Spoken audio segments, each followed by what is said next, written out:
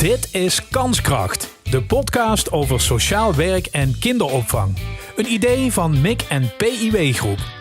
Ik ben Ruud Kleinen en vandaag praat ik met... Ivo Rosbeek, muzikant. En met... Alexandra de Leroy. Ja, welkom voor deze in het plat doen. En dat is niet voor niks, want het gaat over jong geleerd goed gedaan. Ik zit hier met twee jullie die enthousiast zijn over het plat. Doe had een geschiedenis, Alexander, bij MIC in de kinderopvang. Ja. Hast je al echt op de tienen gelopen om daar aandacht voor te krijgen, hè?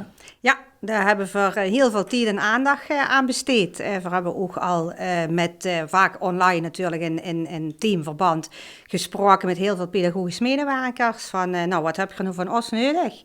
Om dat plat, dat dialect spreken echt te gaan gebruiken.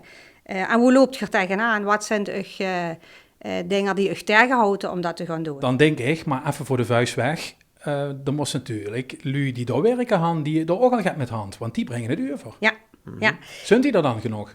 Die zijn er wel, hè. Er zijn op iedere locatie zeker mensen die dialect spreken, die dat thuis ook spreken, die dat met hun eigen kinderen bijvoorbeeld gedaan hebben en die er ook wel het belang van inzien. Maar die soms ook tegengehouden werden door collega's. En die het dan toch moeilijk vinden om over te brengen waarom dat het wel belangrijk is. En waarom dat het heel goed is voor de taalontwikkeling van kinderen. Ja, dat hand voor wetenschappelijk inmiddels helder. Hè? In mijn tijd wordt dat gans angst, zo sagten ze, en dat zal bij Ivo misschien ook zeggen weer, door maar in het Hollands, dan zit ze goed. Voorhand geleerd dat het echt wel goed en verstandig is om dat plat echt te omarmen en door dat in te zetten. Ivo, du zit zijn namens de troubadours van de toekomst. Hè? Ja. Even kort in 2 zinnen. Nou ja, kijk, we hebben op een gegeven moment ons samengepakt met een aantal, wat ze tegenwoordig in het Engels zelfs noemen singer-songwriters. Ja. Hè? Vroeger noemden we dat in het Limburgs, noemden we dat troubadours. Ja. En dan hebben we het eigenlijk over de jongens, de Chef Diederis en de Harry Bordons en de Jo Erissen. We vingen eigenlijk dat het Limburgs als taal voor muziek heel goed gebruikt kunt worden. Het is onze moedertaal. En juist dus om liedjes te maken die misschien juist gewoon serieuze liedjes kunnen zijn of grappige liedjes. Maar per definitie liedjes die niet als carnavalsliedje te bestempelen zijn. Want daar zijn natuurlijk heel veel dingen al die gemaakt worden. En toen hebben we ons bij elkaar gepakt. En in die troubadours van de toekomst zitten dus zowel jongens als meisjes uit Noord-Limburg, Midden-Limburg en Zuid-Limburg. Dus dan krijg je ook al die dialecten in de muziek geduid. Dat is eigenlijk wat belangrijk. Precies. Ja, ja. Zeker. Ja. Nou, de hand voor liedjes. Ik voel al, kinderen en liedjes, dat gaat goed samen. Hè? Dat gaat goed Een samen. jong geleerd goed gedaan is ook van u samen. Ja. Kan ze even gaat over het huwelijk vertellen, wie dat is ontstaan, Alexandra? Ja, we hebben in 2019 een convenant getekend. Daar heeft de kinderopvang zich uiteraard ook bij aangesloten om het Limburgs te gaan promoten, in het kort gezag. En daar is op dat moment geld gekomen vanuit de provincie. Ja. En ook nog een beetje opgeplust door landelijk, om daar een soortement van prijsvraag te maken. Waarbij mensen dus een idee kosten insturen hoe met ze het platkale, het dialect weer op de kaart kost zetten. Een beetje van hoe de oproep die ik toen gedaan heb, is dat we echt wel misten om leuke, moderne, huidige liedjes in het plat te hebben, of verhaaltjes in het plat te hebben, of spelletjes in het plat te hebben. We hebben heel veel mensen op ingeschreven aan de troubadours. We waren daar één van, met een heel ambitieus project. Om toch best wel veel liedjes te maken in de verschillende dialecten. En daar hebben we als kinderopvangorganisatie van gezegd, nou, dat willen we graag ondersteunen. Ja. Want dat kunnen we hier heel goed gebruiken. Toch, Ivo, doe max veel liedjes, hè? En nu was het die verhas ook. Ja. Een kinderliedje maken liet me nog wel even een andere categorie. Precies, ja. En toen hebben we ook gezegd, in het projectplan wat we hebben geschreven voor die subsidieaanvraag, we moeten dus eigenlijk beginnen met loesteren.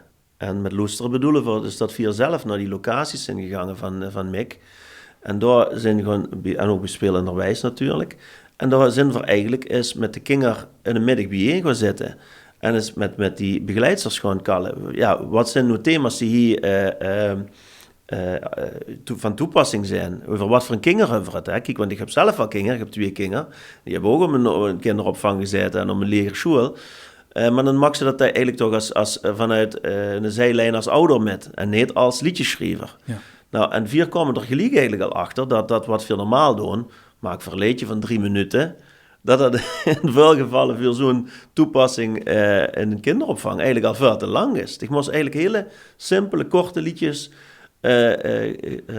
hebben die gelijk ook van toepassing zijn. Ik zeg maar, iets hebben gespeeld en dan moet opgeruimd worden, dan moet er een opruimliedje zijn. Als we allemaal een handje helpen, is het werk wat minder zwaar.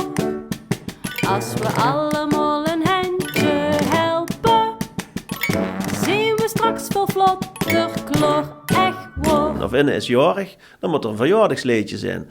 Nou, en op die manier zijn vier eigenlijk ook op een ganz andere manier gaan nadenken over wat gaan we nu maken. Ja, en zo ontstaan er dus met verschillende lui, of ze nu zes Mella Klaassen, of ze zes Harold Konings, of Linda Zeilmans, Linda Kolen, Mark Courage. Ik vergeet er nu nog een hele hoop, maar we zijn met een man of 10 bij dit project. Ontstaan er allemaal verschillende soorten liedjes, die ze op verschillende momenten kunnen gaan toepassen. Is dat dan het werk voor de professionals die door met die kinderen bezig zijn? Of gaat u ook actief nog met die kinderen zingen door, zou ik maar zeggen? Dat hebben we toen nog gedaan. Ja. Hè? Dus we hebben echt ook met de kinderen bijgezeten en gekald van wat heb ik er nou vanmiddag gedaan? En dan ook een beetje alleen improviest een liedje proberen te verzinnen. Ja. Of iets wat vooral een beetje vuurbereidheid is met z'n uit geprobeerd. En eens kijken van, vingen ze dat leuk? Of sleet dat gauw eens niet aan? Nou, kijk, dat is dus eigenlijk die fase loesteren geweest. Nu gaan we de fase maken in. En dat wil zeggen dat we dus onder de bezielende leiding van Timo Gijzen, bekende producer, waar bijvoorbeeld Harold Konings ook al vaker met had gewerkt, die liedjes allemaal gaan opnemen in de studio. Het regent diepe stille, toch ga ik lekker boete spelen met rubberstevelen en regenjas. Spring ik gek in iedere plas, het regent diepe stille, toch ga ik lekker boete spelen met rubberstevelen en regenjas. Spring ik gek in iedere plas. En daar zitten we nu samen weer met de MIC en PO Groep zijn we aan het kijken. Samen met de afdeling marketing en communicatie. Hoe kunnen we die kinderen nu weer op een leuke, ludieke manier erbij gaan betrekken? Dus bijvoorbeeld te zeggen van straks een oproep te doen. We lanceren alles bij de kinderen een van die liedjes en zeggen, verzin er nu eens een dansje bij. Of kunnen ze zelf goed zingen, stuur ons dan een simpele opname. En dan komt zich misschien ook wel op zo'n liedje. Dat ze uitgenodigd wordt om in de studio mee te gaan zingen. Nou, zo proberen we dat in deze fase interactief te maken. En uiteindelijk gaan we dan natuurlijk volgend jaar april 23, moet dan de grote finale worden. Zeg maar dat we op een aantal locaties in Limburg een theatervoorstelling samen met de kinderen gaan maken. En dan hoe dus eigenlijk al die liedjes en ook die kinderen die dus allerlei dingen doen in centraal staan, samen met natuurlijk het hele verhaal van hoe het eigenlijk allemaal omdraait, het promoten van het kallen van het Limburgs. Een soort 3-trapsraket had ze dus eigenlijk bedacht, met z'n allen. Dan gaat dit nu uitgerold worden, we zijn er helemaal mee bezig. Hast u, Alexandra, door een soort resultaat bij in die koop, wat dat moet gaan opleveren aan het eind? Nee, ik denk dat we dat ook heel erg open moeten laten. De moest niet nu alvast vastleggen, dit willen we bereiken. Dat moet gewoon eigenlijk ontstaan. Wat we heel erg graag willen, en dat denk dat we daar goede ingangen voor hebben in andere kinderopvangorganisaties, is dat het ook landt in de ganse provincie. Ja. Dat het niet alleen maar bij MIC en spelenderwijs dadelijk gebruikt wordt, of misschien nog een beetje in het Parkstads of zo. Maar dat ik huur al die muzikanten, dat is Limburg breed. Ja, hè? Dus we leggen ook echt wel contacten met andere kinderopvangorganisaties. We hopen gewoon dat het straks ook in Noord-Limburg een plekje bijvoorbeeld krijgt, of in Midden-Limburg. Maar wat we ook heel duidelijk wel bij MIC en spelenderwijs zeggen, van nou, we gaan het niet vastschieten in allerlei beleidsdingen, afspraken. Je moest nu iedere dag een liedje in het plaats zingen. Dat werkt voor ons niet. Dat moet het zijn wat gewoon gaat leven. Waarvan jullie dadelijk denken, nou, het is in een jaar is er immer een Hollands liedje gezongen en we zongen ook nog een Engels liedje. En nu zingen we gewoon nog een liedje in het plaat, want het is hartstikke leuk en het spreekt ons heel erg aan. Het past ook wat ze gemaakt hebben, de troubadours, wat ik er tot nu toe van gehoord heb. Ja, past het gewoon bij de verschillende leeftijdscategorieën. Je kent ze het echt gebruiken bij 2 tot 4. of een keer bij 8 tot 12. Ja, dat hebben ze ook nog gekeken, dat de onderwerpen geschikt zijn voor verschillende leeftijdscategorieën. Ja, en ik denk dat de kinderen dat uiteindelijk, Ivo, maar daar weet je toen misschien meer van, zelf kon afdwingen. Hij wint dat verjaardagsliedje van dicht klopt. Ja. En er is een jongen beginnen die dat gewoon te zingen. Klopt. Nou ja, en zo werkt het natuurlijk ook. We hebben op een gegeven moment ook, ben ik even de naam kwijt, Alexander van de Dame, hoe we nog met hebben gesproken, die... Marie Rickert, gelukkig. Ja, Rickert. Ze had een onderzoek gedaan aan de Universiteit Maastricht naar dit soort sociaal gedrag en de rol van liedjes daarin. En we hebben bijvoorbeeld ook een sessie met de troubadours met Marie gehad, hoe Marie onderzoeksresultaten van zichzelf had getoond en heel duidelijk had gezegd van kijk, de kinderen bijvoorbeeld in de basis een liedje hebben gemaakt, maar het kan ook zo zijn dat kinderen daar zelf met hun eigen creativiteit sleet misschien ook af en toe een beetje op hol, zoals dat bij ons ook allemaal gebeurt. En dan kan zo'n liedje ook op een gegeven moment aangepast worden. Dat het liedje van het verjaardag zijn gaat bij mij weer een olifant, maar misschien gaat het dadelijk weer van Jan, Piet of Klaas die in de klas zit, snap je? Dus ik denk ook wat dat betreft, als je eens terugkijkt naar, kijk, we hebben dat nu troubadours genoemd, zo is het eigenlijk al eeuwenlang, hè? Kijk, vroeger worden er een minstreel die ergens in een kasteel een liedje zong. En als het een groot liedje wordt, dan wordt het doorgegeven naar de volgende generatie. En zo worden bepaalde evergreens, of ze nu zes geneed van het leven of zo gaat, die zitten eigenlijk in het DNA van de Limburger. Nou, en ik wil niet zeggen dat we dat nu bewerkstelligd hebben, maar als zich dat lukt, bij 1 of 2 mini-leedjes wat we nu hebben gemaakt, ja, dan had ze eigenlijk al het maximale eruit weten te halen. Een pleister en een kusje en het is over. Mam, dat is maar een heel klein beetje hoor. En al is het fijn als ze mich knoevels. Zelfs na 100 knoevels is het nog niet klaar. Soms dan dood het gaat langer.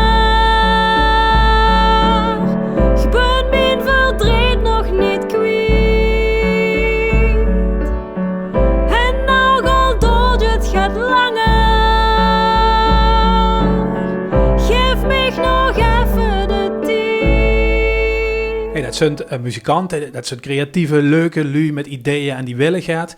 Is het net lastig om dat een beetje op één lijn te krijgen, zeg maar? Want het zijn natuurlijk ook allemaal eigenheimers, hè, zal ik maar zeggen. Ja, maar dat laatste is dus eigenlijk een beetje het vergelijkbaar met wat Alexandra zei. Die moest bepaalde dingen moesten dus zijn eigen weg laten gaan. Die moest dat niet in beleid vatten.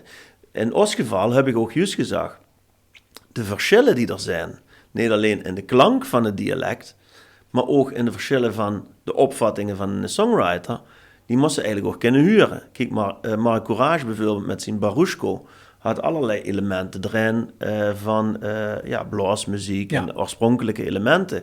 Terwijl bijvoorbeeld Linda Zeilmans had veel meer een soort Americana-achtige, country-achtige invloeden met meer stemmigheid. Die verschillen, dat ik het weer ganz anders doe als Harold Konings en dat Joep Konjaars met zijn kleinkunstachtergrond. Juist de verschillen maakt het interessant, denk ik. En ik denk Timo Gijzenkennende, de producer, dat er ook, er zal wel een soort verbindende factor in zijn in de muzikale klank. Maar ik denk juist in de composities en de liedjes, dat die verschillen juist, die moesten uitbuiten. Want dan zullen ze ook krijgen dat het ene liedje zal het kindje het kleine kindje aanspreken en ander het grotere. Om ik daar een voorbeeld van te geven, ik heb bijvoorbeeld een van de sessies gedaan samen met Linda Zeilmans. Ja. Ik heb een cowboyhoed metgenomen, een banjo heb ik metgenomen en vrij een heel ruig cowboyliedje met de kinderen gezongen. Weet je wel? En er waren allemaal stoere jongens in het groepje, die waren gelijk met jiha, met en doen en zo gaat. En daarna kwam Linda Zeilmans met een heel lief meisjesliedje. Heel stik oog zo van de muziek. Mm-hmm. Dus ook ze dat gelijk ganse andere kinderen in de groep gingen reageren. Nou, en ja, dat vind ik heel leuk om te zien. Dus de diversiteit van de liedjes had ze ook nodig om verschillende kinderen aan te spreken. Nou, daar had ze genoeg muzikanten voor die dat spectrum kunnen behandelen, zou ik ze kunnen zeggen. Nu is er voor dit project geld gekomen, hè? Dat is hartstikke groot. zie je dit dan ook als een soort pilot om misschien aan het eind te zeggen, hey, kijk, dit had gewerkt, dan moet structureel elk jaar gewoon een bedrag voorzien. En net 1 keer in de prijs, zou ik maar zeggen. Nee, maar daar hoop ze voor, niet alleen de kinderopvang of voor, daar hoop ze gewoon voor de Limburgse taal op. Hè. En daar zijn heel erg veel mensen mee bezig, uit allerlei verschillende organisaties. De ene zet inderdaad gaat meer op, ja, wie schreef ze dingen precies, en de andere daar zegt van, ik wil het heel graag in de markt zetten. Maar ik hoop wel dat dit een vervolg gaat hebben en dat ze straks zeggen van, nou, dat was fantastisch. Dat gewoon voor weer uitzetten en er gewoon meer partijen hierbij betrekken. Dus, maar die rekenmethode is ook 15 jaar in principe. Hè? Dus Ja. waarom mij niet met? Nee, dit kan eigenlijk heel lang blijven. En aansluitend op het Ivo eigenlijk net zei over de muzieksoorten die ze gebruiken. Ja, daar ben ik ook eigenlijk heel erg blij met. Hè? Want ik weet niet of ze wel eens in een kinderopvang komen of in een peuterspeel zijn. Het is allemaal net niet zo heel leuk. Hè? En dit denk ik, hier wordt ze eigenlijk blij van. Ik weet niet, zingen ze nog immer op een grote paddenstoel en zo? Ja, met een klein tingeldingetje op de achtergrond. En dat is dan de muzikale kwaliteit daarvan. Ja, en hier denk ik, hier werd ik gewoon blij van. Het is elk liedje wat ik luister, denk ik, oh ja, dat zeg je morgens even op. En dan begint de dag met een dansje. Wat dat betreft vind ik dat voorbij jonge, maar ook oude lui. Dat is zo, als ze naar bejaardenhuizen gaan. Paul van Loden zei dat immer, ik ga met de lui liedjes uit de jaren 50 en de jaren 60 zingen, als ik in een bejaardenhuis moet optreden. Want dat was de lui, wat die lui zongen toen ze jong waren en niet achter in het stille klooster of zo gaat. Hè. Dus ook bij oude lui maken we diezelfde fout als bij jong lui. Dan menen we dat we dan liedjes moeten gaan zingen die eigenlijk niet meer van deze tijd zijn. Die eigenlijk te gedateerd zijn van op een grote paddenstoel en zo gaat. Dus ik denk juist dat daar ook aan de ene kant wil ze dat behouden wat een soort eeuwigheidswaarde had. Maar ik wil ze ook daar een stuk vernieuwing in aanbrengen. En ik zie dat ook heel vaak wie al jonge kinderen, die horen toch via de pap en de mam nu tegenwoordig veel meer muziek dan dat vroeger was, misschien in de jaren 80. En daardoor is de breedte van de muziek ook van belang.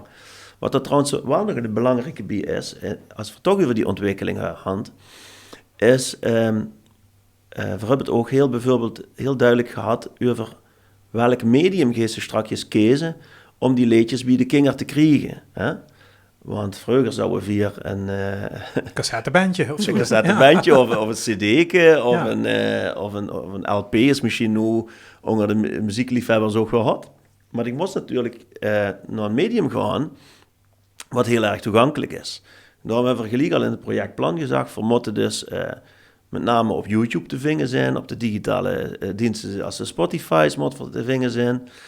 En misschien moest het zelfs nog helemaal hip proberen te maken, dat ze zelfs uiteindelijk op TikTok komt, hoe alle kinderen tegenwoordig zitten. Waardoor ze daar dus ook iets toevoegt dat het interactief kunt worden, inderdaad, met allerlei dingen. Kijk, en dan komt ze inderdaad op een punt dat ze zegt van ja, voor het geld wat we nu hebben gekregen en die subsidie, is het een heel ambitieus plan. En ja, we zetten de eerste stappen. We zijn dus nu ook bezig van er moeten dus bij een aantal liedjes die we hebben gemaakt, moeten dus ook als filmpjes gemaakt worden. Dus dat straks via YouTube dat zo op die manier gedeeld wordt. Maar ja, die gas inderdaad, als ze dadelijk een volgende fase van een plan nodig om dat nog weer uit te bouwen. Ja. En natuurlijk generaties kinderen. Hè? Ja, precies. Ik bedoel, ik ken met in een leeftijdsgroep een liedje zingen. Nee, op een grote paddenstoel, dat is natuurlijk 100 jaar metgegaan. Dan zit het erin. Ja, precies. Ja, dan had ze dus tijd nodig. Er moet nog meer tijd gaan kopen, Alexandra. Conclusie. Ja, nou, ik denk dat we nu wel tijd hebben. En dat als we in april 2023 naar de theaters ingaan, dan moet het bij de kinderen goed geland zijn. Dan moet een aantal kinderen dat ook thuis uitgestraald hebben. Want wat je net zelf allebei zegt, je hebt het thuis niet geleerd. Dus deze kinderen moeten ook echt nog eens metnemen in het dialect kallen. En opa's en oma's. En ja, dan denk ik, dan gaat het landen. Hè? Dan gaan we wel echt iedereen raken als we gaat gemaakt hebben wat ook thuis gebruikt wordt. Ja. En niet alleen maar als je op de kinderopvang bent. Ik ben toch benieuwd, de grote finale werd dan de theaters. Alhoewel het net te veel in beton gieten, nu dat snap ik. Maar zijn er al ideeën over wie gaat zich dan met bij je pakken? Wie heeft daar aan geschreven? Wie moet ik me dat voorstellen nu? Nou, kijk, theaterprogramma mag ze niet van Hu op morgen. Nee, dat mag ze niet van Hu op morgen. Maar we hebben wel gedurende het traject geleerd. Dat voorbeeld wat ik te zag, dat 4 in het begin in de kop had je dat voor liedjes van 3 minuten moesten gaan maken. En de verdachte van, maak voor 10 liedjes van 3 minuten. Uiteindelijk zijn het er 24 geworden en daar zitten er ook bij van 30 seconden. En er zitten er ook bij van 3 minuten en alles wat ertussen zit. Dus ik merk dat gedurende dat traject dat een aantal waardes die moesten bijstellen. En een aantal waardes die blijven constant. Dus het zal blijven gewoon over promoten van dialect. Het gaat ook over kinger en het gaat ook over talenten van kinger. Maar ik denk ook, dames van Mick, van de Markom hebben ons dat ook nog uitgelachen. Ze hebben in het verleden bij Mick ook dingen gedaan als Mick Got Talent en zoiets allemaal. Ik denk juist dat het heel leuk kan zijn dat kinderen zich ook in dat programma kunnen herkennen. En dat ze dan ondertussen ook liedjes zingen die hun bekend zijn van de kinderopvang. Maar ook dat er af en toe een liedje bij kan zetten. Ik bedoel, Joep Koenjaerts is bij ons, vind ik, iemand die gave beheert, omdat er al veel kinderprogramma's had gemaakt in het theater. Dat er ook een liedje in kunt zetten wat een boodschap kunt hebben. Hè? Kijk, in Nederland kennen we dat tegenwoordig met het jaarlijkse liedje wat kinderen voor kinderen maken. Of het nu van Red de Tijger of Red de Oceaan of de plastic uit te zien is. En ik denk, dat is allemaal grootschalig met veel grotere budgetten. Maar ik denk als we dat een heel klein beetje in zo'n programma, theaterprogramma, en in de liedjes kunnen vatten, dan zou dat heel fijn zijn. Met tegen Alexander op de eerste rij bij al die vuurstellingen. Ik denk het zeker weten, ja. Ben je ook de drukke agenda dan? Heb ik iedere dag met een dansje. Ja, als er nog voor ons een soort activistisch dialect slotwoord? Het Huis voor de Kunsten is heel druk bezig om opnieuw ideeën te gaan ophalen. Daar is ook wel inderdaad hem voor geprikt. Dus ik denk, als ze nu zitten luisteren en denkt, wacht even, ik weet ook nog het heel erg leuks. En dat hoeft niet per se voor de kinderopvang te zijn. Het kan natuurlijk voor allerlei dingen zijn. Ja, dan zou ik zeggen, matig door. Want dan kan het gewoon gaan leven in Limburg. Dit was Kanskracht, de podcast over sociaal werk en kinderopvang. Een idee van Mick en PIW Groep. Reageren en jezelf aanmelden als gast? Dat kan. Je vindt een contactformulier in de show notes. Vergeet Kanskracht niet te volgen in je podcast-app. En als je daar toch bent, geef een recensie.